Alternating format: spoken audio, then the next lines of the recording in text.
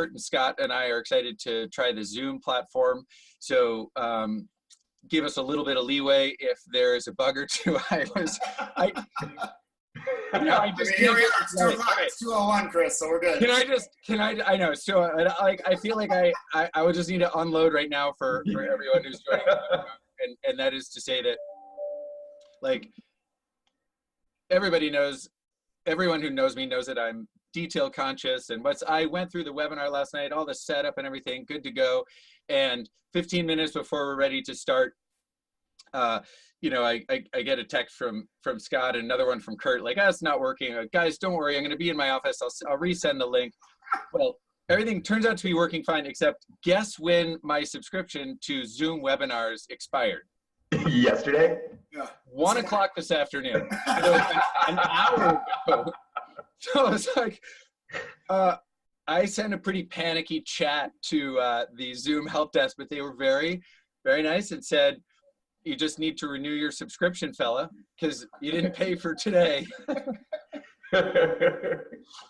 We have parents like this. So I'm going to be quiet, and I am going to let Scott and Kurt introduce themselves, and then I'll circle back around, and then we're just going to have fun for an hour talking about your highs and lows from the summer of 2018. So Kurt, kick us off. Hey everybody, I'm Kurt Podeszwa. I am the camp director at Camp for All, which is a camp for children and adults with special needs and challenging illnesses in Burton, Texas, halfway between Houston and Austin. We had a hot, fun summer. All right. So glad you could join us. Hi everybody, I'm Scott Arizala. I am a summer camp consultant and trainer. I do a lot of the same stuff Chris does, where you know, during the year we spend our time at conferences and doing work with other clients, and then during the summer we transition a bit and go camp to camp to camp doing trainings. I'm also a camp director. I run a camp called Camp Tall Tree, which is a camp here in Michigan for 1 week, traditional resident camp program for kids on the spectrum, kids with autism. Awesome. Awesome, awesome, awesome. All right, and my name is Chris Thurber. I'm a psychologist by training. I am the co-founder of Expert Online Training. We have 27 extraordinarily talented faculty, 2 of whom are joining us today, Kurt and Scott. Each of them has made some fantastic videos. I want to do a quick screen share for our, let's see, no, I don't need to do it that way. I need to do it this way. So that people can see, if you're unfamiliar with Leadership Essentials, which is our flagship library on Expert Online Training. Let's see, am I sharing the right window? It looks like I'm seeing it, yeah. Good. So we've got 140 videos, and you can check out our new topics and look at the ways that we divide up our modules. But essentially, we've got 140 different 10-minute videos. They actually range from 8 to 12 or 15 minutes on various topics. So working with difficult parents, working with boys, child welfare and protection. We've got some Christian and Jewish modules, workshops, videos on communication. And we've divided these 140 videos into the categories of leadership, youth development and play, mental health and behavior, physical and emotional safety, supervision, and creative literacy. So Expert Online Training has been proud to sponsor a webinar series for the last, I've got to think, let me think, 4 years. And yeah, it's just been, it's been a joy. And we love taking what we know and connecting it to what it is that you all do. Our faculty are comprised of, as you just heard, camp owners, camp directors, psychologists, physicians, attorneys, teachers, all with an interest in promoting youth development. And so that's the deal. So here we are, and with our first webinar of the 2018-2019 season, and excited for people to explore a little bit the interface here. I've activated the chat room. People have already typed in some hellos, which is great. Nice to hear from Mitch Goldman and Michael Garcia, Andy Hicks. All of what you type is going to go to everybody. So this is sort of like an open conversation, except that kind of like it is in my house. I'm the only one who's allowed to talk. No, just kidding. Scott and Kurt and I will periodically be looking to the side of our screens to see what questions people have, what stories they want to share. Obviously, you're typing, so Make it brief, a comment or a question. If there was a highlight or a low light, we can play a little roses and thorns. But what Scott and Kurt and I would enjoy doing is responding to some of your comments and questions. And the three of us will take turns doing that. And we'll try to get to as many comments and questions as we can. So if anyone wants to start us off with a highlight or a question or something that was quirky about 2018, that would be fantastic. I do know that while we're waiting, I just had a quick, I just remembered something as you said, roses and thorns. I learned something from my 9-year-old daughter who went to a full week of the camp that I grew up at this summer. She's gone to the mini camp for the last 3 years, which is only a 3-day overnight program, but she went to a full week this year and she came home and I said, how was your time? Let's do roses and thorns. And she said, what do you mean? I said, she was like, that's not the whole game. I said, what's the whole game? She said, roses, thorns, and banana splits. And I said, I did that exact look, Chris. I was like, I don't know, young lady. I've been doing this for a long time, and I've never heard of roses and thorns and banana splits. Please tell me. And she said, roses are your high of the day, your thorns are your low of the day, and banana split is supposed to be something funny that happened to you that day. Oh. And I just appreciated the creativity that obviously our counselors were putting into it. Yeah. Bear in mind, this is a traditional overnight YMCA camp, and she was there in sixth session, which for them is their 10th week of the summer. So coming home with not only those little fun tidbits, but really digging into her experience and the fact that they were able to put out what I feel like they were able to put out as far as energy and creativity in that 10th week of the summer is pretty amazing. So kudos to all of you camps out there who operate those kind of really long summers and how you keep those, often young people, 19, 20-year-olds going for 10, 11, 12 weeks of the summer is pretty amazing. So kudos to all of you who do that. Oh, that's awesome. Kurt, how many weeks is Camp for All run? Do you run 10 one-week sessions? So we do 13 sessions in the summertime, but we actually run from the third weekend in January until the weekend before Thanksgiving. So we just had a school arrive today. So you should rename it Camp for All for almost all year. Yeah, Exactly. Camp for all time. One of my favorite things is when people say off season. We have more camper nights in the summertime, but we serve more individual campers in the non-summer months than we do in the summer months. So when the school year is going on, like January, February, through June, how long are people coming to stay for? Yeah, so typically they're coming from Friday to Sunday for a lot of groups. There's a lot of weekend groups, but they're not. Okay. It's not weekend retreats like you think of them at some camps where they're just doing the retreats. These are camp programs. We run programming all day on Saturday, Friday night, and most of Sunday. So, but then we also have some special needs schools that come and visit us, and Gateway Academy from Houston just arrived a few minutes ago. So yeah, interesting tidbit for people. When I was on sabbatical with my family in Australia and visiting a few camps there. So keep in mind, Southern Hemisphere, our summer is their winter, but they also don't have a big summer vacation. I mean, for them, it would be sort of, if they had a summer vacation, it would be November through early February or something like that. But because there are major holidays for a lot of families in December, which would break up the middle of their summer vacation and New Year's and things like that, they don't treat the summer quite the way we do. It's much more the way you're describing, where they have school groups. Camps are open in Australia almost all year, and they have groups come for 4 or 5 days at a time. And during the summer, that might be actually 7 or 8 days, but it's more year-round programming and in shorter bursts. So let's address some of people's first questions. I'm going to toss this one to Scott. It's from Andy Hicks, and he asks, what are your thoughts on levels of transparency with families? And by transparency, I'm guessing that Andy means how much do you say?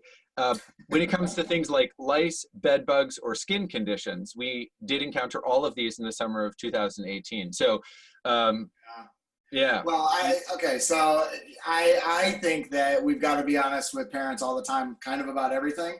Now, how you do that, how you deliver those messages, obviously, everyone needs, you don't want to scare people, right? And so, like, for example, at my kids' elementary school, probably about once a week, we get something from the, secretary that says, hey, there's such and such in someone's classroom, and it's like a big description of like what it is, but it's like directly, they pull all the PDFs directly from the CDC that say like, here's what to do, here's how you prevent it, everyone calm down, it's not that big of a deal, like all that kind of stuff. And so they're really preventative like that. So we're not getting the 6-year-old or, if we're talking about camp age, the 9, 12, 14-year-old coming home and being like, yeah, everyone had bed bugs, but it was no problem. What can I tell you? That's what you don't want. So the level of transparency, as far as I'm concerned, has to be really high. How we communicate those things, we just have to be sensitive about it. And we have to, I think it has to be timely, it has to be honest, but it also has to be, you have to couch it in a way that people can understand, exactly like the elementary school does with me. So it's like, okay, I don't freak out. I've never heard of pinworms before, but now I read this thing and it's like, okay, that sounds fine. We're just going to wash more hands tonight or whatever. Right. Would you agree, Kurt? Yeah. One of the things that we do with the cabin, if they have bed bugs, that cabin, those parents get a phone call. Okay. And then the rest of the camp will get a letter. And the phone call and the letter are both to explain, first off, the process. Unfortunately, I know a lot more about bed bugs now than I did 6 years ago. And so that what I try to do is share that education with the parents. And so they understand both how they got here in the first place, what we're doing at camp to treat them on a regular basis, and then what they need to do when their camper gets home. And then for the letter, it's the same kind of stuff, except we know that those campers weren't exposed. We don't have a lot of people crossing over into cabins. And so the chances of them bringing bed bugs home are pretty slim. But we still let them know what happened. So if they want to go ahead and heat treat all the luggage, they can definitely do that. That's cool. Yeah, no, I think so. Take home messages, lots of information, fully transparent, personal touch for the group that's most directly affected. And it sounds like you offer, you tell them what you're doing. At the same time, you're notifying them that something has happened. Yeah. Yeah. Right, the next question. And a part of all this conversation often comes the follow-up question, which is like, what if a parent gets so mad, they pull their kid out and they want a refund and all that kind of stuff? And, it's hard for me, I think, or any of us to be sort of prescriptive about what your camp's policies around maybe something like that would be. I would just say then defer back to that policy. So if you have a, no refunds for any reason kind of policy, fine, then that's what you have to talk about, and you have to sort of, go through that. If you have a, for sure, this is, out of our control, but it's something that we would offer a policy on, great, but have that talking point ready when you're doing what Kurt says, which is, on the phone with those parents. I mean, you can kind of guess what they're going to ask, like, is my kid okay? Like, what's happening right now? What did you do? What are you going to be doing? Can I get my money back if I'm pissed? Like, whatever. I mean, you can kind of guess what some of those things are. And so just be ready when you're on that call.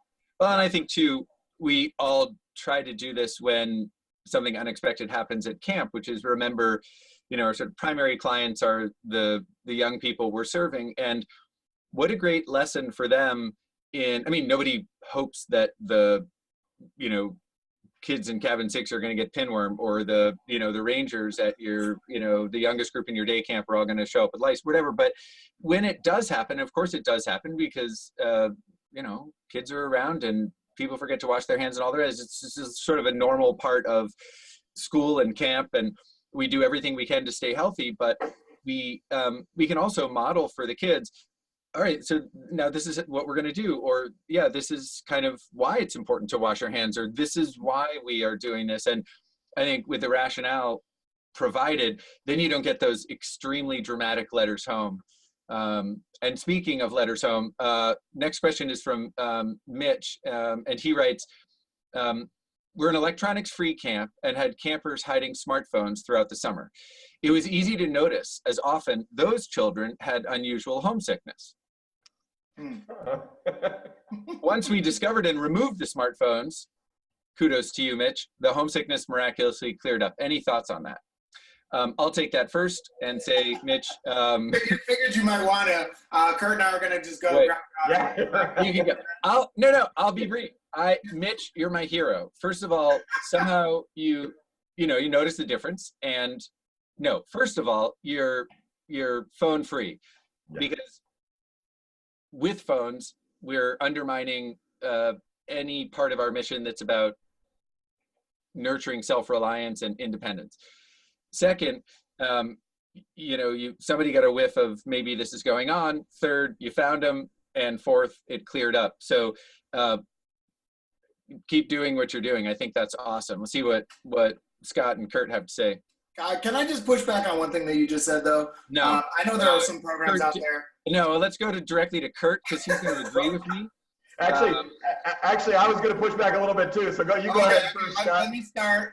We'll do a 1-2 punch. So I don't know. There are plenty of camps out there. I just want for this commercial break, the summer camp handbook talks a lot about preventing homesickness. Mitch, I'm going to sign one of these and send it to you. If you want to stay tuned to the webinar and hear what Scott and Kurt have to say, go ahead. There you go. There are camps out there that let kids have phones. And I think that it's not that phones in and of themselves, when we take them away or have policies. Wait, hang on. Can you hold that thought? Hang on. Yeah, I will. I don't think it's the lack of phones that nurture the self-reliance and independence. I think it's about how we talk about it and how we use it and how we intentionally separate, or at those camps that don't intentionally separate, how they talk about it and it becomes part of the community and you're responsible to that. And so I don't want to, again, prescriptively say, hey, all you camps out there that have, don't have electron or technology-free kind of policies, that you're doing something wrong.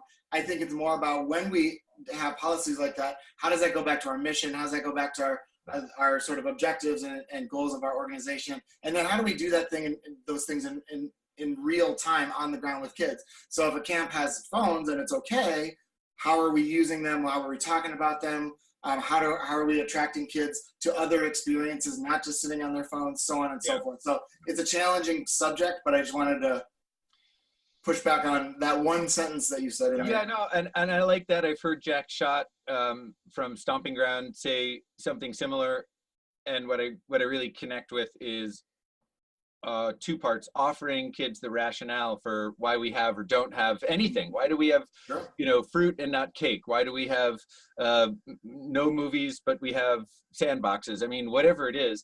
So I like that, and I also think we challenge ourselves to provide activities that are more compelling than Minecraft or Instagram or something. So yeah, Kurt, what are your thoughts? Well, I think it really the same thing that Scott was saying. I think the focus is on intentionality. What are we focusing on our goals and our objectives? Have we made a decision with an intention in mind, and then are we following through with that intention? So we have different camps that come with different populations and different sponsoring organizations. So we have a camp called Camp Extreme Wheelchair Sports Camp. Their focus is on wheelchair sports and on physical and occupational therapy. The teenagers, when they're grouping together, they do all their kinds of fun stuff, but then they also go and they make phone calls home. They don't do a lot of social media. Part of why they don't do a lot of social media is that there's not a lot of really good service. So, but every once in a while they'll pop out the phone, make a phone call home, and they're teenagers. The focus of the camp is about the OTPT. Yeah. We also have camps that are really focused on getting kids out of the city and into the natural environment. Those kids don't have phones. And so it's really, I think, about what is the intention, what is the mission of the organization, and not just letting it happen because that's the way we've always done it, but having a purpose and a reason behind it. Yeah, that's awesome. And I'm really glad that you guys did push back, and Mitch, you're still my hero. And I think, everyone should keep in mind what Kurt said. Pay attention to what your mission is, and if part of your mission is to provide something that is in sharp contrast to what kids experience the other 11 months of the year or something, then that will inform some of your policies. And what's interesting, of course, about Mitch's comment and question is, and everyone should understand this, talking to your caregivers or friends on the phone is not an antidote for homesickness. So if you are a camp that permits cell phones in an intentional, mission-driven way, as Scott and Kurt are describing, you still do work pre-season and for your staff training that is focused on promoting good adjustment and, you know, and treating homesickness. Yeah, I mean, what I really appreciated about that comment is phones or no phones, it almost didn't matter, because what he was saying was that the staff are noticing, and that's the big important part, right? Is when there's a change in behavior, when a kid is expressing it in just a different way. I mean, we all know, we've seen all those kids who just like cry into their spaghetti because they're so homesick, but we've also seen that kid who, like, on day 3 or 4 in kind of a weird way becomes just like a little bit more withdrawn than normal. Right. Still participating, seems like he's having fun, but could use somebody maybe to sit down and go, hey man, what's up? If we can do that, if we can help teach staff how to notice, I think that's really where then they can be proactive, regardless of the policies, right? Around how kids are. So you just talked about teaching staff, and the next question is about that. It comes from Amberly Vasquez. Any orientation tips on how to catch the attention of staff members and properly relay information so that they retain it? So I think Amberly's talking here about, you know, preseason and on-site staff training and maybe some in-service training. She says, we have interactive online videos, hopefully expert online training, Amberly, right to me. And we repeat it during orientation. I feel it's repetitive and still not being absorbed. So Amberly's got a question about how we, you know, how we train our staff, and 2 sticking points are she doesn't want to repeat what they do preseason, and she wants them to be able to remember it. Kurt, what do you think about this? So there's a couple of things about repeating it. So we use some online videos as well. You guys may have heard of the company Expert Online Training. That's what we use at Camp for All. Yeah. Yeah, that's good. I might just a quick screen share while so yeah, there we go. Physical and emotional safety, 15 best. That is it right there. Lifeguarding, alcohol, beverage. Okay, Chris. These are the interactive videos. So we use that as well. We don't repeat those videos, although we'll do some videos with everybody on site that we didn't do ahead of time. Yep. The other thing that we do is, instead of repeating them, we will reinforce. So we'll pick things and we will reinforce, but not repeat. So we may teach it in a different way, do an activity around it, have people teach information back to us, and do that kind of stuff. Yeah. The addition to that, though, is I think, and the biggest thing about training, none of us have enough time. And so we always want more time for training. That's one of the reasons that I think the videos are great, but we still don't have enough time for training. I think one of the ruts that we fall into sometimes is trying to jam everything in. We don't have enough time, so we're going to spend a 10-hour day, because they're going to work 12, 13-hour days during the summertime, so we can do a 12, 13-hour day during training. Yeah. The goal of the summertime and the goal of training is completely different. And so knowing that staff need more downtime to absorb that, we need that social, that teamwork time. We need to think about the high, you know, when are going to be the low points? Late at night, right after lunch, what are we doing? And so we're putting our training together in a way that really makes sense, as opposed to the best way we can fit it. Yeah. And, I think I read that 20-minute segments, that's the learning. That's the best learning possibility, right? Mm. You don't want any more than 20-minute segments. We've all been in staff trainings that are an hour long, right? So what are we doing every 20 minutes to make sure that we're backing away, that we're getting people to reinforce we're doing an activity? The problem is it takes time. Yeah. And so we have to prioritize and figure out, is it more important for us to get, you know, these 5 topics really done well, or should we cover 20 topics and not have them remember any of it? Yeah. Mm. No, I you know, just to sort of squash together the 2 things Kurt said, that's what I always talk to my clients about. It's, you get to, like, take your list of all the different ideas or subjects or content, you know, workshop or whatever, and, like, you know, cut it in half. I mean, I know how dramatic that sounds, but cut it in half. And then what you do is you create some patterns. You actually create the repetition that she's talking about, but not repeating, like, the same words or the same story, just like what Kurt was saying. You just reinforce it in the same way. I would much rather have my staff be really good at a few things than, like, know, like, a little bit about everything. The other thing that she asked about, though, was, like, how do we get their attention so that they can retain what it is that she said? And one of the basic ways that I talk to, like, my camp directors about, and then we do a lot of, you know, I think probably what Kurt does too in his description, he was talking about lots of people talking and other voices and what can people teach to each other. So, you know, really trying to mix it up. I always tell somebody, whatever you're leading, whether it's a 5-minute discussion on, you know, what the songs that we sing after lunch, or, you know, an hour-long discussion on, you know, recognizing child abuse, one of the things that helps people retain it is when we can do things that are unexpected. So if you're always in the same space, right? Like change up the space. If it's always a space where, the person who's sort of leading like comes and talks at the front, have them start talking in the back, and just have people move around. I mean, all you really have to do is sort of sit down and think, okay, based on, sort of training, the space, who's leading it, the content, what are people expecting, and how can I change that up just enough so that it's just unexpected? I'm coming at it from a different angle. I'm doing something a little different. I'm starting with an activity, and then it's going to lead to a 10-minute discussion. Or I'm going to start with small groups, and they're going to come up with 5 ideas each, and then we're going to come back and workshop those things. So it's about rainy day activities, but instead of me leading it for half an hour, everyone else is leading it. Yeah. Whatever way you can change it up so that you're coming at the same content. You, as the camp director, as the leader, you're going to end up saying the same 5 things anyways, because those are your 5 things to say. But the format can be different. If the format is a little different or unexpected, I think it just might catch in a different way. Yeah, I have to give a shout out to Seth and Stephanie Cassells, who for the last 5 or 6 years have been the directors at Camp Belknap, where I spent most of my leadership career. And what we did was we took expert online training videos, each of which has a quiz afterwards. So you're going to know that the staff understand the nuts and bolts of the topics that you've assigned pre-season.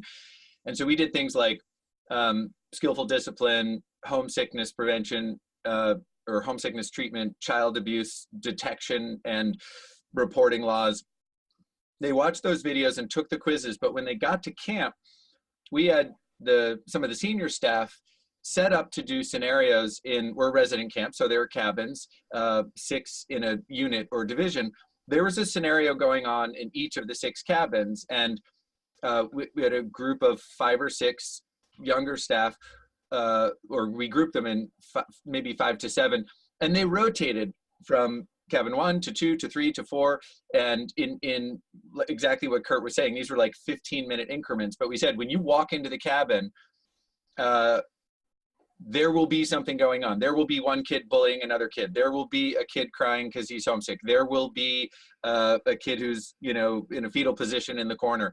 You don't know what it is, and want you to work together to try to figure it out. And that's kind of what I hear you saying, Kurt, is the on-site training needs to complement the preseason training so that it reinforces it, and it also includes what Scott's saying. You got to keep it lively, novel, all different voices, all different formats. Your staff will definitely roll their eyes if you say we're going to do some role plays or simulations. They do that because that's the hardest. Well, the very hardest is actually like doing your job, on the job learning, and as you both pointed out. Well, they'll also roll their eyes, Chris, because role plays are usually stupid, and everyone's just up there laughing, and they're not taking it seriously. And then the director talks for another 20 minutes anyway about like, well, what did we see? And then goes on and on and on. That's why everyone hates role play. Like what Seth and Stephanie did, or really any way that you can get people practicing. But in that meaningful way. One of the things, Chris is being a little humble right now, but one of the things that he loves to do is role plays with just about every training group he's ever been in front of. But one of the things that's really fascinating, I've seen him do this so many times, is that he often asks people to do like a really skilled version of what we're talking about and a really unskilled version. So you can kind of have that laughy, everybody up kind of clowning moment, but then you have the serious one, but it's the interesting sort of juxtaposition that then they can talk about, like, why was this one unskilled versus this one being skilled? It just brings out the debrief a little bit more. But again, one more variation on how to get people to practice and play around with each other, I think is really the key to making some of that stick. Yeah. So just to tie on to that, I think it really takes planning. So everything that we've talked about so far means, like Scott's talking about, if you're walking in from the back of the room, walking inside, what's different? That is not something where you put homesickness on the schedule and then you walked in and did it. Right. 6 months ago, you said homesickness was going to happen on Tuesday at 1 o'clock, and then you wrote the lesson plan, and then you put it all together, and you said, this is how we're going to go about doing it. And so it takes that time to put that energy. And it's the same thing with role playing. If we say, okay, you're going to be a counselor, and you're going to be a camper, and I want you to act like a camper, and I want you to give some good skills on behavior management, we haven't set anything up. If we have scripts, where they understand this is the behavior as a camper that I'm supposed to be doing, and then the counselor gets to react to a scripted behavior, Yeah. and we get to see some real stuff go on. And that's I think it's that attention to putting some time into making sure that the role play is something that you've really planned out. Yeah. And I want everyone to hear what Kurt said. 6 months. That means you got to start working on this like in November, right? Well, Like, and now we've answered Dan Matthews' question, which is directed to Kurt, and it says, Kurt, what do you do the rest of the year? So now we know. It just so happens that Dan runs a program very similar to mine, and so he and I do a lot of the same things. I was just about to say, same thing as you, Dan. That's what he does. That's awesome. All right. So anyway, thanks to Amberly for that question. The next one comes from, I hope I'm pronouncing Abby or Abby. Hi, everyone. Abby here from Campus Kids. A situation we struggled with this summer was the wording of and enforcing of the dress code for campers and staff. And y'all might have different dress codes, but Abby's question is, we had a lot of pushback from our female staff and campers about how clothes are made and trends now, and we can see this being a future issue as well. And Abby, I think you're right. I mean, perennially this is an issue, but Scott, Kurt, maybe you guys can just talk about whatever the dress code is, and it might be kind of any policy, but dress is especially sensitive because for a lot of people it's an expression, a form of self-expression. How do you sort of balance what you consider to be in line with the level of modesty or formality that the camp has, or not, as the case may be, with like, because there's always going to be what kids want to wear. So I don't know, what do you all think? So one of the things that we do, and we talk about it both for staff and for campers, but one of the things that we do is we get a panel together. So this group right here is not diverse enough to make clothing choices for females, right? The three of us are not the people that should be doing that. And what they do is making sure that we're not being gender stereotypic, right? Yeah. That we're not, especially not doing any body shaming, not doing those kinds of things. What is our ultimate goal? And so what is the reason for the modesty that we're talking about? Where does it distract from our mission, from our goals and objectives? Have that out front first, and then say, what are policies that make sense for everybody? And have a large group of people really paying attention to that, so that when I'm making those decisions, it's not just, as a dad of camp staff, I know how I want my daughters to dress, right? Mm-hmm. But that's not my role as a camp director, to tell other people how to dress. And so my role is to make sure that our mission and our objectives are being met. And so how do we go about making those policies that really work for everybody and are also universal? So we don't have different policies for different genders. That's what I was just about to say. This past summer, and then with two other organizations 2 summers ago, I did an activity with them where we basically tried to take these kinds of policies that really end up being fairly gender specific, and we tried to take gender out of it and go back to our mission and our objectives and say, okay, so what does the objectives or the mission, or frankly the philosophy maybe even of our organization, how does it speak to whatever this policy is? And can we do that minus gender? And if we can, then we can come up with a fairly universal policy. And it was really interesting because the organizations I was working with were sort of wildly different, and that one was fairly conservative, religious-based organization. One was sort of fairly liberal, not a religious-based organization. And it was really interesting because they kind of came to the same thing, or the same basic idea. And I don't know, I think it's a really interesting exercise to go through. I think if you can start by doing that, you can take some of the vitriol out of the conversation to start with.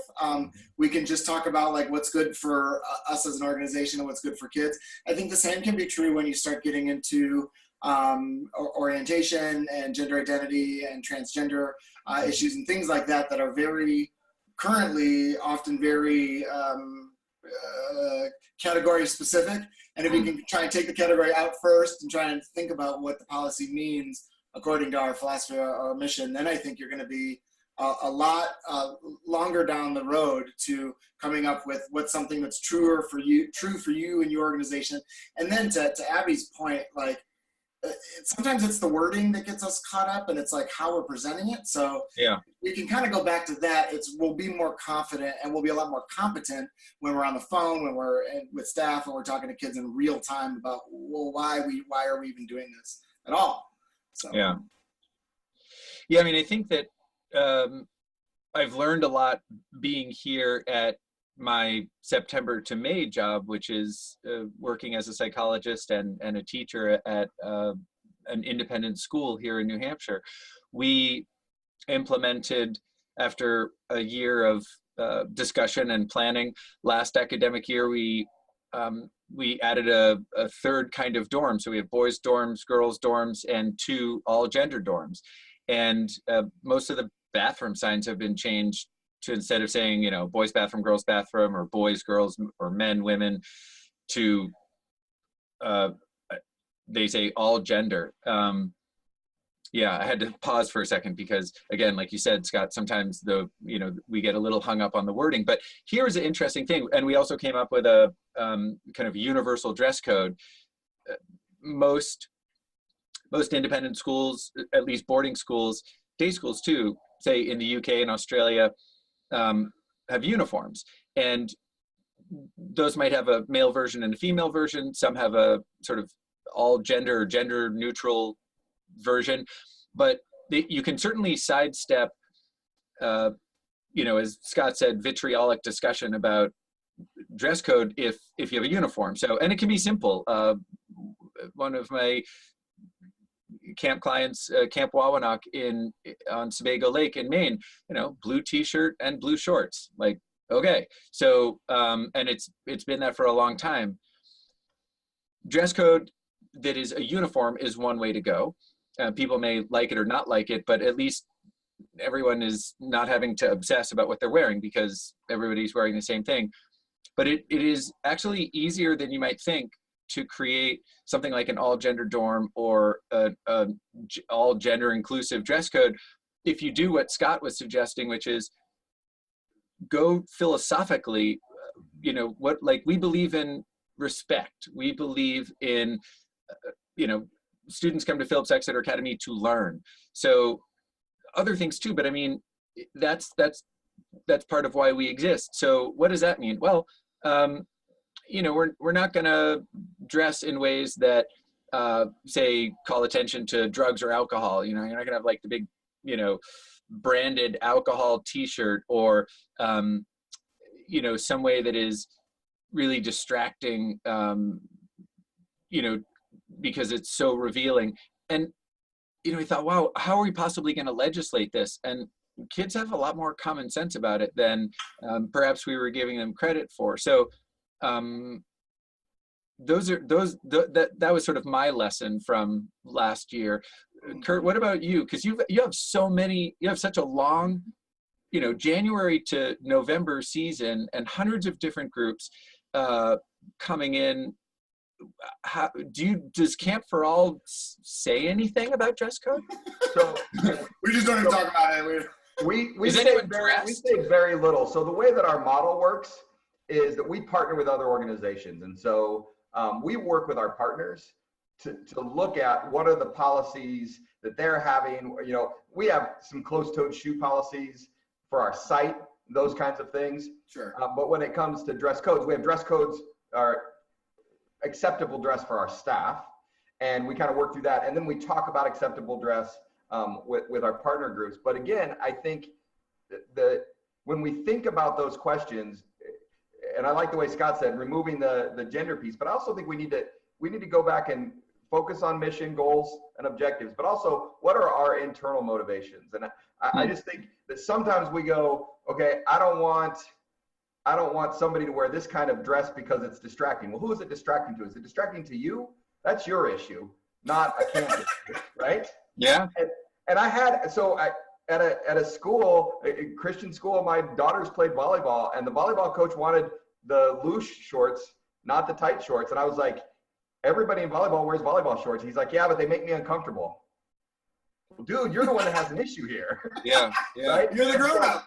And that's a very forward way, but I think sometimes there's more subtle things that we don't, because of either how we were raised or our culture, our belief systems, we say, this is what modesty is like, instead of, and that's why, my opinion is, you get the group of people and say, okay, what does it look like for us to be achieving our mission and objectives through our dress? And we, we've all, for the longest time, we've talked about, shorts for our staff that are fingertip length on the side, right?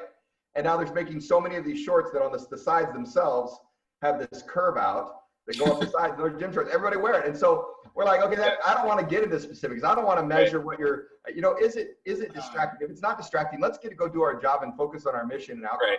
Yeah.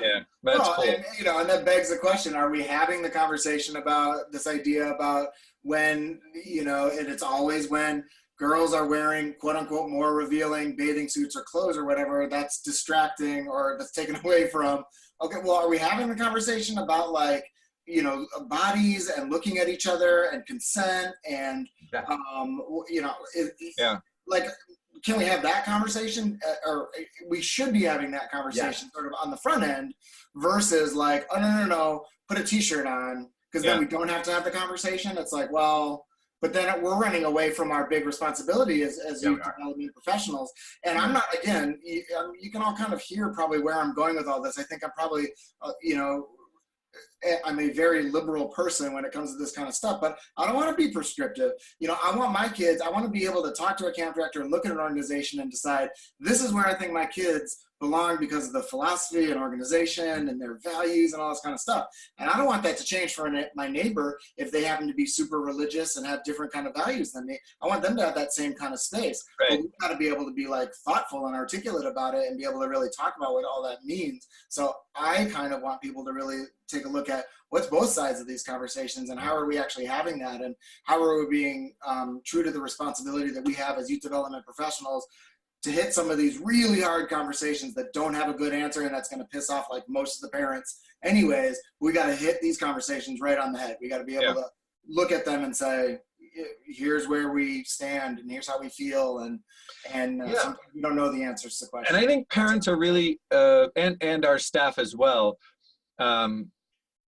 campers maybe too, but they're less aware of the connection between our mission and philosophy and values and our policies. But as you both have said at different times, if you can explain the rationale behind a policy or a practice, it's wonderful. But what I have experienced, and again this summer 2018, parents and staff tremendously respectful of the integrity that you're both describing. So this is our belief, or this is how we run our organization, or we have lots of different groups come in, this is part of what we do. So clearly a value at, I would imagine, any summer youth program or youth program in general is safety. So here are places where you need to wear closed-toed shoes, or and that's what you're going to put on. No one has yet to design a really, sexy personal flotation device. So it's not a big fashion statement, but when you're in a boat, you got to wear one. And that's what you're wearing. If you're horseback riding, you're wearing like a challenge. Something that's closed-toed, but that's got a heel. Otherwise, you're going to, slip out of the stirrups or put your foot too far in. So, that's an example of, fashion being driven by safety. Well, think about what your other values are. And when you can explain that, again, Kurt, you did a wonderful video training module for expert online training about customer service, and talked about on opening and closing days of a session, staff having whatever the uniform is, but a t-shirt, a name tag, that is a mark of professionalism. And no parent is going to be up in arms because there was a collar or there wasn't a collar, but that the person was neatly groomed. I'm more concerned with people washing their hands than I am what shirt they put on, just because Absolutely. I don't want your, Scott, I don't want your pinworms, wherever those are coming from. It's right. Griffin's pinworms. It's not mine. All right. Oh, yeah. So, all right. So we got, at the risk of inflating Dan Matthews' ego, I'm gonna cite him again because he's got a really interesting one here that is a comment. He says, I got frustrated this summer because of my perception that our staff were not problem solvers. and I'm picking this one out because I heard this from a bunch of camp directors this past summer. He goes on to say, from simple things like not trying to inflate a bike tire on a bike to more robust things like group dynamics, it just seemed to be a lack of initiative. We talked about it, we modeled it, we praised it when we saw it, but overall it was lacking. And I had some camp directors this summer who said, you know, it's a generational thing. You know, iGen staff are not ones to take initiative, or, you know, what, I don't know if it's generational or not, but what do the two of you think about, not just did you observe some lack of initiative or lack of problem solving, but then, you know, how do we kickstart our staff to say, look, if it's really technical, come and find the person, but if you think you can do it, please, you know, take it upon yourself. What do you think?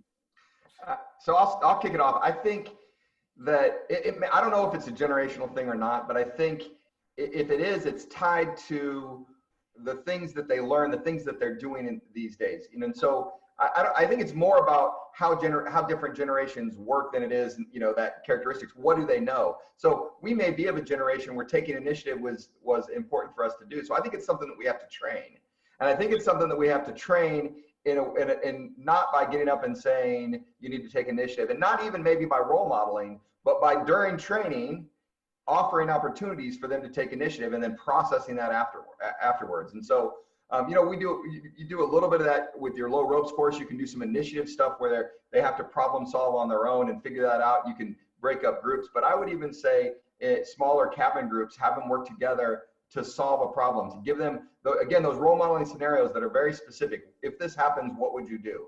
And then go back to them back and forth. So if they say, well, if this happens, then I would come and talk to you, Dan.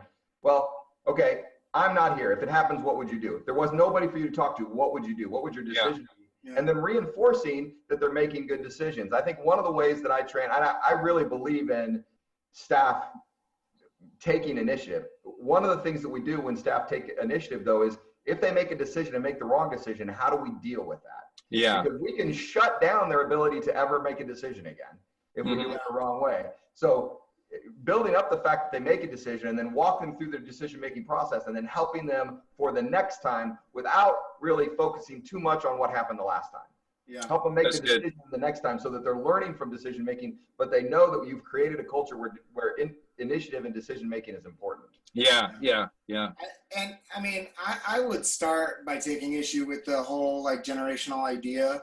I think it's always like that. I think we always kind of pick on like the youngest group and they're like, well, they don't do this and they don't do that. I mean, hand a 19-year-old or a 20-year-old your phone and tell them like, I want all the newest hot apps and tell me what to do.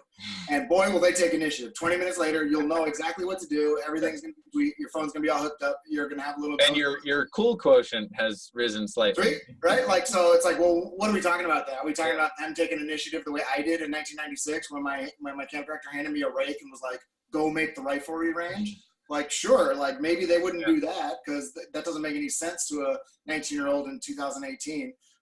But I think they do take a lot of initiative. I think we've got to see it a little bit differently, and I think we've got to like frame it a little bit differently.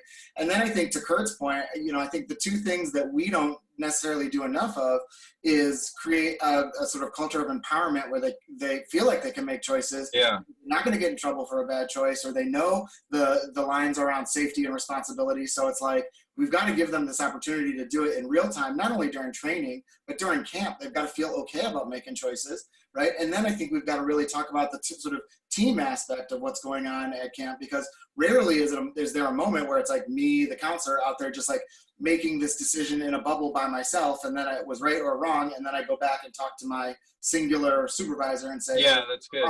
Yeah. That's just not how we solve problems at camp.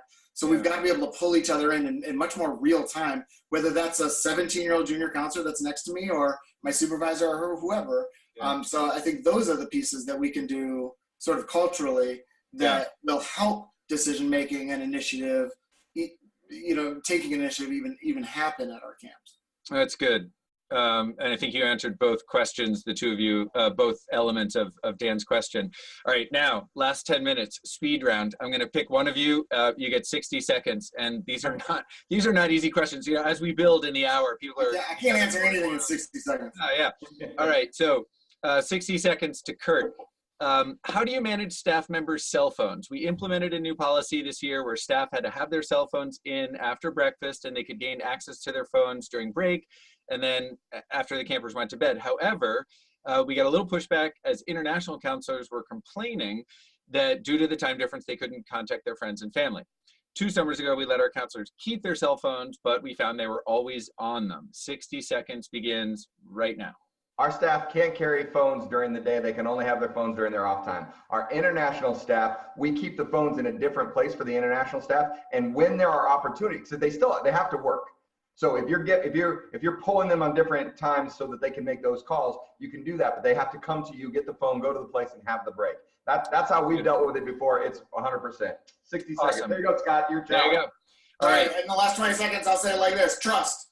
Yes. Great. Yes. All right, Scott Arizala. A challenge we faced was internal camp communication, schedule changes, special activities, etc. What systems do you have in large camps that can effectively get information out without using cell phones and in an efficient manner? So Ari Polsky gives it 650 campers, 250 to 300 staff, lots of departments, 100-acre property, 60 seconds to improve his internal camp communication begins right now.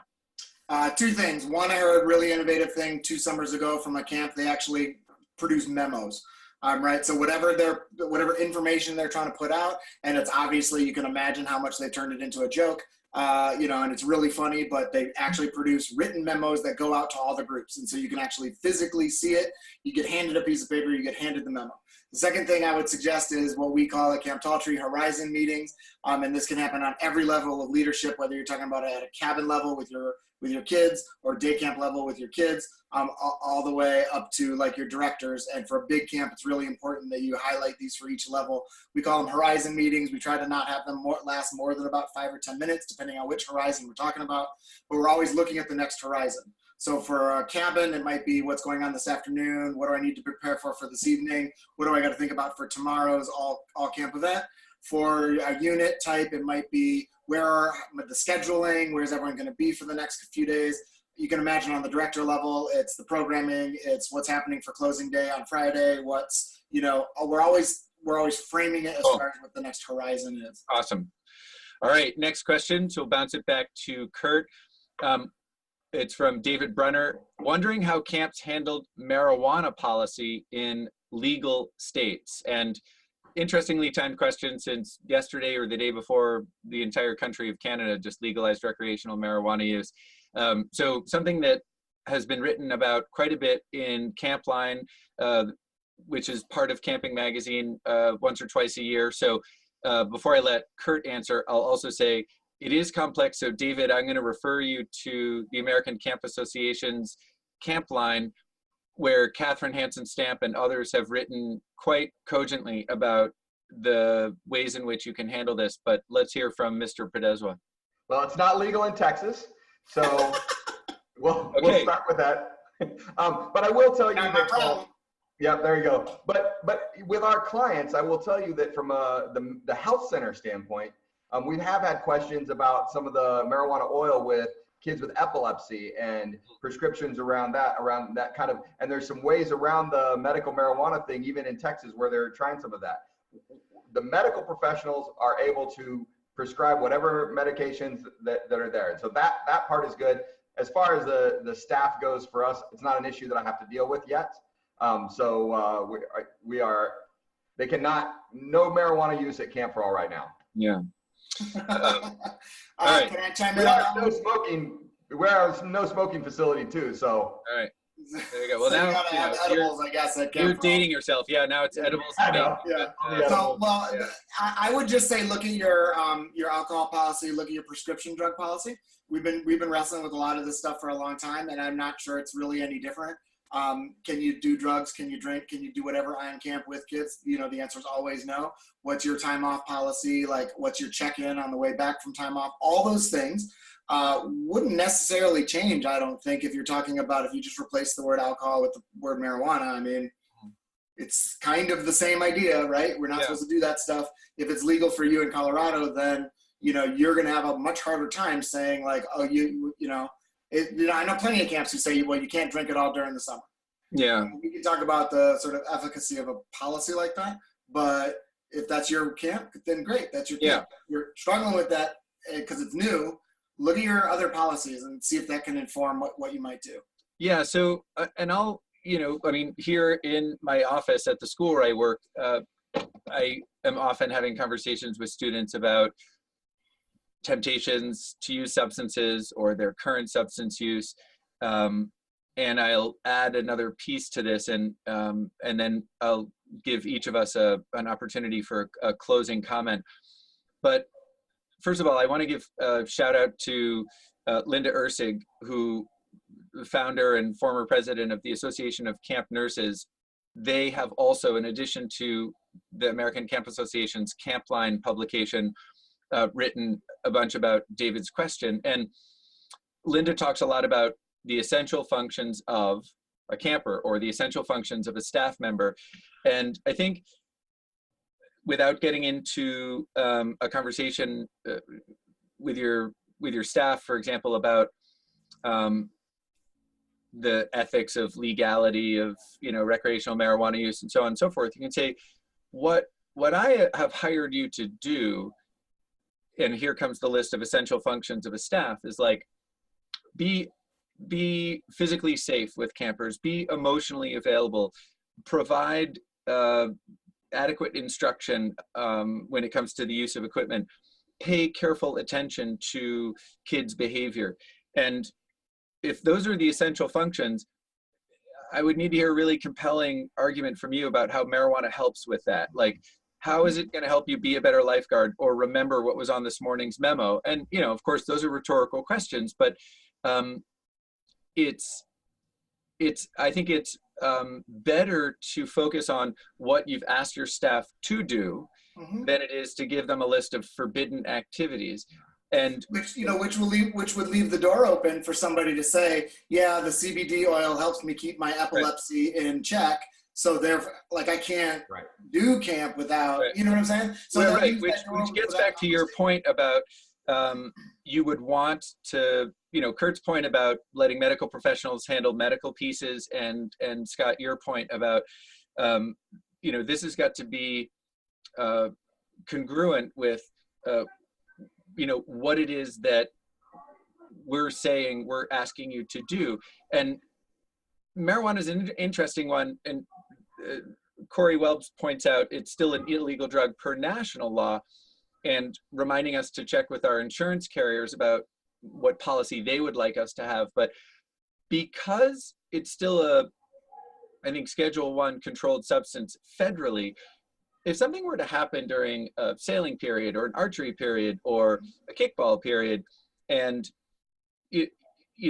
somebody was urine tested for substances and tested positive for THC, whatever was going on that may have been directly or indirectly or not at all related to a staff member or camper's injury, it's going to be a lot less defensible. And THC is fat soluble. It stays in your system for 7-10 days, depending on how much you use, or longer. And so without condoning alcohol use as an alternative, and of course all things in moderation, but just as a comparison, if you're 21 or older and you go on a night off and have a beer with your pizza, when you wake up in the morning, that alcohol is fully metabolized.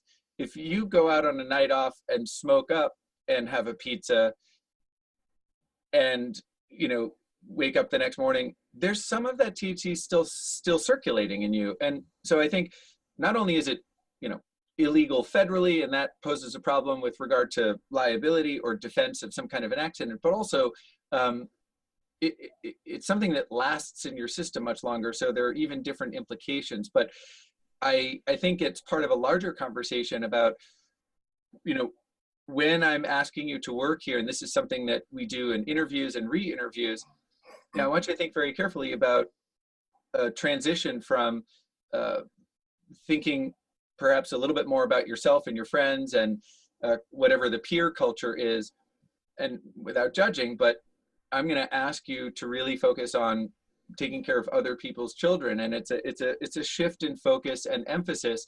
And how would it feel to be doing some of the things that we're going to ask you to do that are in that framework of servant leadership rather than things that are, you know, self-serving. Of course, your staff need time off and they need to, you know, to blow off steam and have fun. And you can do that in a lot of healthy ways that don't compromise your ability to meet those essential functions. So, okay, that was longer than a minute, but it was complicated. So we're gonna give Kurt an opportunity for some final thoughts about the summer of 2018 and beyond, or whatever else, and Scott, and then I'll close it out. And we're grateful that 111 of you have been able to join us today. So Kurt. I think the thing that I've heard throughout our discussions from all three of us that I think the really focus point. So in my mind right now, we're done talking about summer of 18. It's time to start talking about summer of 19. And like you heard Scott and I talk about, it's time to start the training schedule. It's time to look at those areas that you think there were the struggle and build those lesson plans out. It's time to start doing staff recruitment. But I think the biggest thing that we were talking about that covered everything, whether it was policy or training or how we're looking at things, is what is our mission? What are our objectives? What are our goals? And how are we meeting them?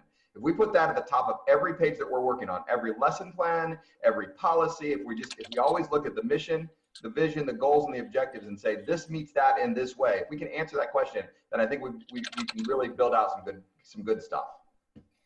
Yeah, and I'll just, for my 1 minute, I will just add right on top of that. And I think I think, you know, we can all kind of nod our heads when we hear Kurt say something like that. Of course, we understand it's going back to our mission. It's about our objectives. I think one of the issues, though, is that we don't spend, you know, a good amount of time each year in an annual kind of way reviewing those things, really looking at them, talking about them, pulling together everybody in your organization, whether it's a big organization or small organization, and having a really thoughtful conversation about what that looks like. Your mission and your goals and objectives, it evolves, or it should evolve. You're not serving the same kids and families today as you were yesterday. So yes. our organization needs to be agile, and we need to talk about what that looks like. And maybe the words don't change, but maybe the expression of that mission is starting to evolve and change. And we're not going to know that unless we're having that conversation. And once we have that conversation, then some of these policies and some of these issues and things, you know, we'll start to see some way through some of the challenges, because we're staying true to what that really means for our organization. That's awesome. And I'll add by saying, this is the perfect time as you look forward to the summer of 2019 to bring together, much in the same way as Kurt and Scott and I came together today, using whatever platform you want, but bring together some, you know, trusted senior staff, do a little debrief. The summer of 2018 is enough in the rearview mirror, unless you have a, you know, a shoulder season. Still going. That a lot of the, you know, intense emotion has dwindled enough so that people can think even more clearly about goals for 2019. So if you've joined us today and you're thinking, oh gosh, yeah, where do I even begin? There are so many things to do for 2019. Begin with what Kurt and Scott suggested. Have a conversation. Start thinking about, you know, forward thinking. What do we want to do even better? How do we get more of the good stuff? Yeah. So on behalf of EOT faculty members Kurt Podeszwa and Scott Arizala, I want to thank everybody for joining us. If you're watching this webinar as a recording, of course, you weren't able to submit chat questions, but we covered a lot of ground in the last 63 minutes. I've put up Kurt's email, kurt@journey-consulting.com, and Scott is scott@thecampcounselor.com. You can reach me, chris@drchristhurber.com, and the website to which we've all contributed is expertonlinetraining.com. So we will publish soon a calendar of the upcoming webinars between now and May, and we wish everyone an awesome weekend. And Scott, Kurt, thank you for your patience today, for your good year. Thanks for the invite. It was fun. Absolutely. Thank you, Chris. Great to see you both. All right, take care, everybody. Take care, guys. All right, have a good one. Bye-bye.